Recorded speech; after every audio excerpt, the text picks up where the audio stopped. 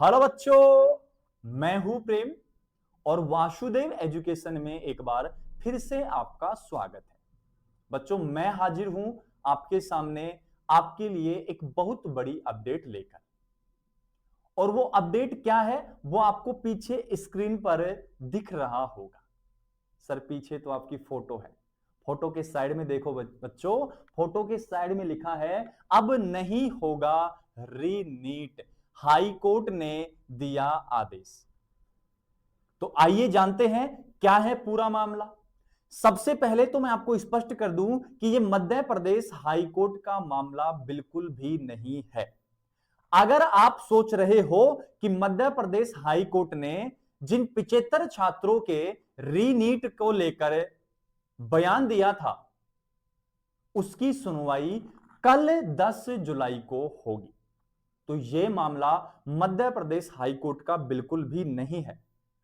Madhya Pradesh high court में कल सुनवाई होगी और जो भी आदेश होगा, जो भी वहां न्यूज होगी, हम आपके लिए सबसे पहले लेकर हाजिर हो जाएंगे।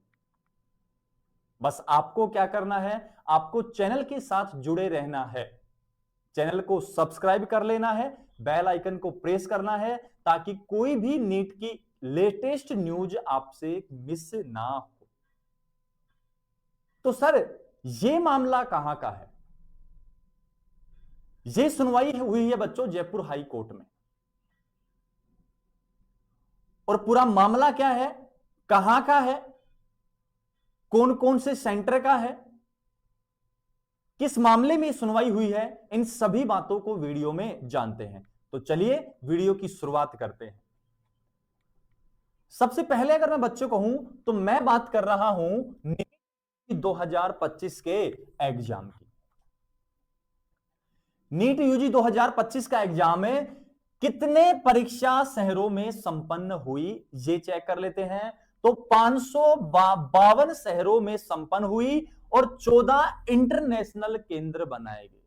अब सबसे पहली बात, जिन बच्चों को नहीं पता है मैं उनको आज ही बता दूं कि नीट की परीक्षा जो होती है वो इंटरनेशनल स्तर पर भी होती है। 14 इंटरनेशनल केंद्र बनाए गए हैं और वो 14 इंटरनेशनल केंद्र कहां कहां थे, थोड़ा मैं आइडिया बताऊं आपको। तो बेटा, दुबई में भी नीट का एग्जाम होता है, अबू धाबी में एग्जाम होता है, शारजाह में एग्जाम होता है, बैंकॉक में होता है, सिंगापुर में होता है, कोलंबो में होता है। ये इंटरनेशनल सेंटर है जहां नीट यूजी 2025 का एग्जाम संपन्न हुआ है या नीट का एग्जाम होता है। अब वहां किन परीक्षार्थियों का एग्जाम होता है? जो बच्चे भारतीय मूल के होते हैं, वो भारतीय मूल के हैं, डोमिसाइल भारतीय है, लेकिन उनके पापा या मम्मी किसी बिजनेस की वजह से या किसी और व्यवसाय की वजह से वहां शिफ्ट हो गए, वो बच्चे इन सेंटर्स पर एग्जाम देते हैं। कुल परीक्षा केंद्र की बात करूं तो वो भी कितने थे? 566। 552 प्लस 14, 566। अगर मैं बात करूं कुल परीक्षार्थियों की तो परीक्षार्थी थे 2,27,000, सॉरी 22,76,069 परीक्षार्थी रजिस्टर्ड हुए थे। और एग्जाम कंडक्ट कब हुआ था? 4/5/2025 को एग्जाम कंडक्ट हुआ था और नीट यूजी 2025 का रिजल्ट भी डिक्लेयर कर दिया गया है और वो डेट थी 14 जून 2025। आगे अगर मैं बात करूं तो बात चल रही है बेटा कौन से जिले की? सीकर जिले की कहानी है सारी की सारी, मध्य प्रदेश के इंदौर शहर की नहीं है। ये कहानी है सीकर जिले की और इसकी वीडियो हमने पहले भी चैनल पर डाली थी, हमारे अंकित सर ने इस बारे में आपको बताया था। 98 परीक्षा केंद्र सीकर में बनाए गए थे। वहां अगर कुल अभ्यर्थियों की बात की जाए तो 31,787 अभ्यर्थी वहां उपस्थित हुए। परीक्षा केंद्र कितने थे? 15 परीक्षा केंद्र थे। लेकिन वहां भी हुआ क्या? जैसा मामला मध्य प्रदेश हाई कोर्ट में चल रहा है कि इंदौर शहर के कुछ सेंटर्स पर जो गवर्नमेंट स्कूलों में बनाए गए थे उनमें बिजली चली गई थी। उस बिजली चली जाने से पीछे पावर बैकअप की कोई व्यवस्था नहीं थी। इस वजह से बच्चों को पेपर करने में परेशानियों का सामना करना पड़ा था। सेम टू सेम यही मामला कहां उजागर हुआ था उस समय? सीकर में उजागर हुआ था। सीकर में भी सेम कहानी हुई। मौसम खराब होने की वजह से वहां भी बिजली कट कर दी जाती है, और जिन सेंटर्स पर बिजली जाती है वहां पावर बैकअप की किसी प्रकार की कोई व्यवस्था नहीं थी। इस वजह से बच्चों को पेपर करने में परेशानियों का सामना करना पड़ा। और उस परेशानी से प्रभावित कुल अभ्यर्थी कितने हैं? 5390, 5390 परीक्षार्थी थे जो यहां प्रभावित हुए थे। उनका कहना है कि वहां बिजली गुल से 28 मिनट तक हुई है। मतलब कुछ सेंटर पर 5 मिनट, कुछ पे 7 मिनट, कुछ पे 12, कुछ पे 15, लेकिन इसके इर्द गिर्द वहां काम हुआ है। 5 से 28 मिनट तक वहां बिजली गुल हुई। अब हाईकोर्ट ने क्या आदेश दिया वो बात जानते हैं। हाईकोर्ट आदेश की बात अपन करते हैं। हाईकोर्ट ने यह आदेश दिया है, हाईकोर्ट का कहना है कि मुट्ठी भर छात्रों के लिए हम 22 लाख छात्रों के हित को क्षति नहीं पहुंचा सकते। मुट्ठी भर छात्रों के लिए हम 22 लाख परीक्षार्थियों के भविष्य से खिलवाड़ नहीं कर सकते।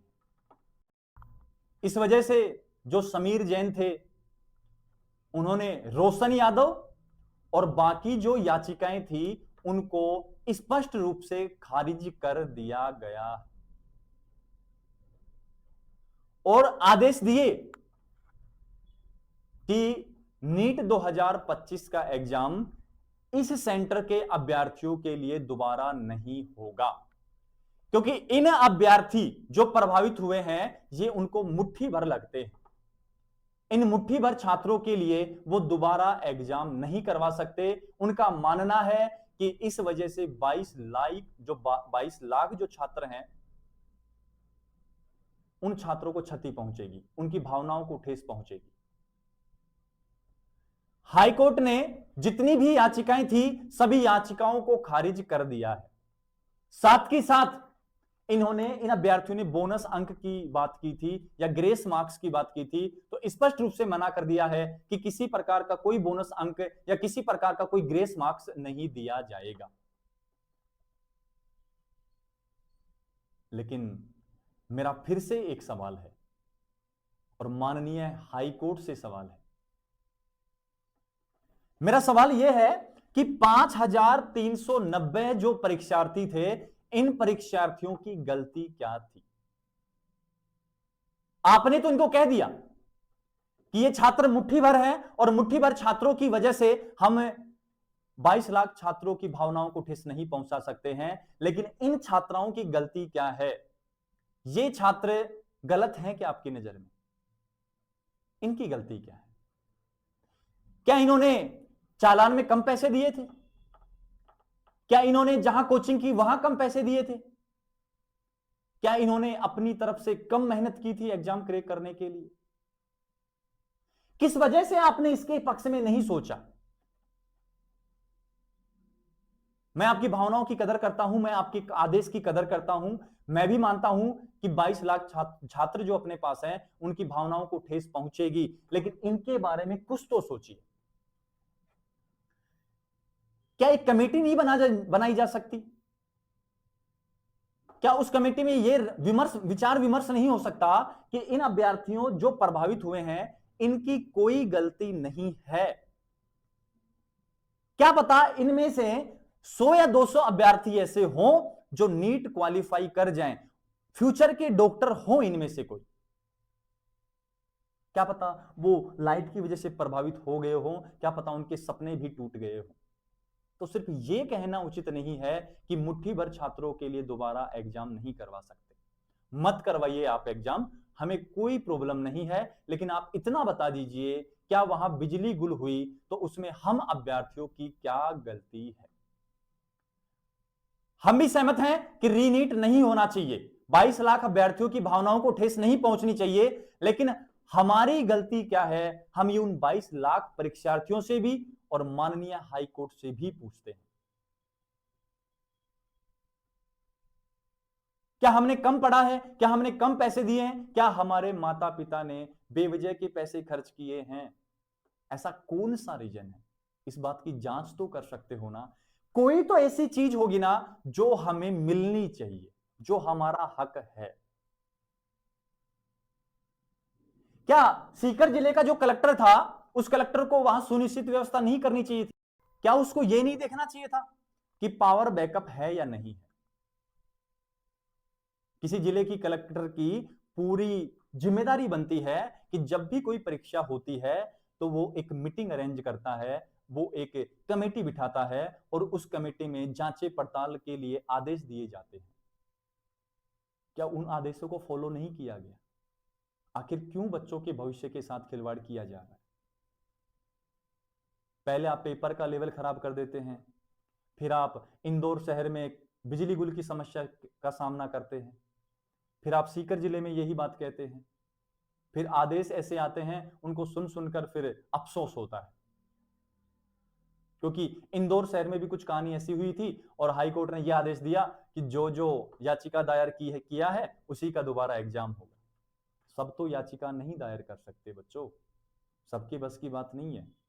किसी के पिता किसान हैं, खेत में काम करे कि हाई कोर्ट के चक्कर लगाते घूमे? ये कहां का न्याय है? ये कहां की शिक्षा व्यवस्था है?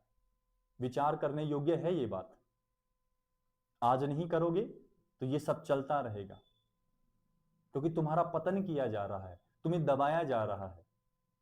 जिनका सिलेक्शन हो गया वो खुश हो रहे हैं, लेकिन कहीं ना कहीं आगे चलकर भी आपको इन परिस्थितियों का सामना करना पड़ेगा। तो क्यों ना आज ही आवाज उठाई जाए, क्यों ना आज ही मजबूत नींव का निर्माण किया जाए, क्यों ना आज ही अपना हक मांगा जाए। एक तरफ कह रहे हैं कि एजुकेशन इतना उच्च स्तर पर चला गया है कि भारत 2047 तक विकसित हो जाएगा, लेकिन कहीं ना कहीं हमें ऐसा लगता है कि प्राइवेट सेक्टर ने इसको संभाल कर रखा है। गवर्नमेंट जो है या गवर्नमेंट जो ढांचे हैं उनको देखते हुए तो शिक्षा कब की खत्म हो चुकी है भारत देश में। सोचने योग्य है, सोचिएगा। और अगर आप मेरी बात से सहमत हैं तो कमेंट सेक्शन में जरूर बताइएगा। तो सीकर जिले में जो कहानी हुई थी उस कहानी को लेकर हाईकोर्ट ने आदेश दिए हैं कि मुट्ठी भर के लिए हम दोबारा एग्जाम नहीं करवा सकते हैं। क्या ये बात भी सही है? इसको भी कमेंट सेक्शन में आपको जरूर बताना है। मिलते हैं नेक्स्ट वीडियो में लेटेस्ट अपडेट के साथ, एक नई कहानी के साथ। जाने से पहले आप चैनल को सब्सक्राइब कर लीजिए ताकि जो भी न्यूज हो सबसे पहले आपको मिल जाए।